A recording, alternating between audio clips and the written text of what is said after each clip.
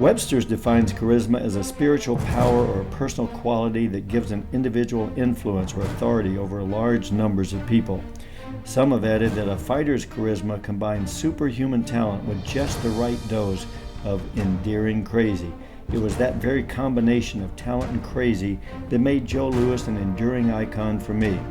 But I'm but one of millions. For more than 4 decades now, the martial arts world has embraced him as the supreme extreme warrior who always did things his way. The youngest of 4 North Carolina brothers, Joe Louis developed his first level of fighting spirit at home, and as an 18-year-old in the Vietnam era, he joined the Marines, a singularly daunting brotherhood of its own to hone one's inner and outer fighting spirit. In his Marine tenure in Okinawa, Joe Louis focused positively all of his youth's frustrations, and it was there that his superhuman uniqueness began to emerge. He combined unparalleled fury, determination, talent to earn his black belt in an incredible 7 months. In Vietnam, he would be challenged further, but he would make it through with no visible scars, and it was there he met lifelong friend Walter Anderson, now the editor emeritus of Parade magazine, who saw in Louis that spirit we all call indomitable. Joe Louis used that spirit and a natural intelligence to build and balance his mental side. A voracious reader, he would transfix his listeners for hours on end with his passionate analysis of everything from fighting styles to mental chess.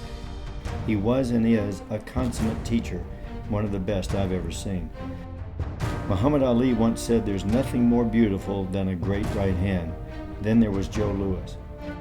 A veritable gladiator, all eyes would be cast on him the moment he entered an arena, and there was laser beam focus on him in the ring. His good looks, his passion, his work ethic landed him early roles in Hollywood. But the yoke of conformity needed to realize his full potential there was too much for him to bear. By all rights, Joe Louis could have been, and many of us feel should have been, one of the great martial arts stars of the big screen. But the timing just didn't click. Even Bruce Lee, prior to his own superstardom, had seen that magic ingredient in Louis, and they became friends and training partners right away. Bruce's influence on Joe's life is with him still today, as evidenced in so much of Louis's writing these past few years. Had Bruce Lee lived, who knows where that connection could have, would have led. Suffice it to say that Joe Louis won every title there was, gained the admiration and respect of all who saw him, and mesmerized millions more who saw his passion, his power, and his vision from afar. He would, directly and indirectly, change the martial arts mold in America forever. His brainchild of full contact became the PKA. His execution of the front hand vertical punch created the genesis for today's quick, off-the-line front hand attacks. His analytics for the fight game have been without equal. He trained world champions. He was himself the consummate champion.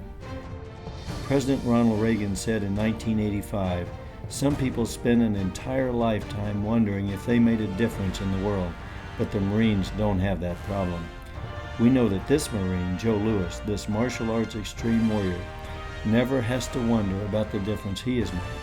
His spirit, his skill, his passion have changed so many lives in so many countries around this world that his uniquely powerful influence will never be forgotten. Joe Louis, this global martial arts world sends its love to you. Please know how much we all appreciate you. Keep fighting the good fight, my friend.